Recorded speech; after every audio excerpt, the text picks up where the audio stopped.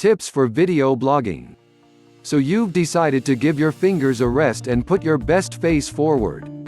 You want to get involved in video blogging, and why not? It is a great way to connect with your audience and provide them with interesting information in half the time it would normally take them to read it. However, when you have decided to make a video blog, there are several things that you must remember. These tips will allow you to have a video blog that individuals actually want to see, and it will keep your blog interesting and informative. The first of these tips is to make sure that you keep all of your video blog entries short. In most cases, you will want to keep your blog in the range of 1 to 3 minutes. If you feel that you have much more to say than in this short time span, simply create a sequel to your first blog. But remember, you will not want to keep your blog longer than 4 minutes, because many people that are watching video blogs are not there for 30 minutes. They want to be entertained in a short amount of time, and then move on. This is why having more video blog entries is better than having fewer, longer entries.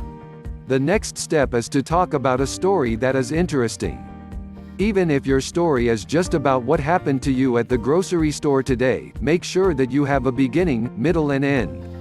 However, again, if you feel your story would take longer than the suggested amount of time, either don't talk about it or make it into a multi-post story. Many video bloggers will not only write about their story, but they will also include a video that helps describe the story. A good example of this is, say you saw the strangest dog in the entire world today while walking down the street. Upon seeing it, you took a short 15-second video. After you have finished writing about the dog, you can include the video to allow your readers to see exactly what you saw. Videos are much more powerful than photos, because the video actually places you in a moving scene, instead of a stagnant one.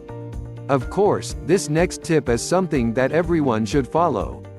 When you are recording your video blog, make sure that there is no background noise.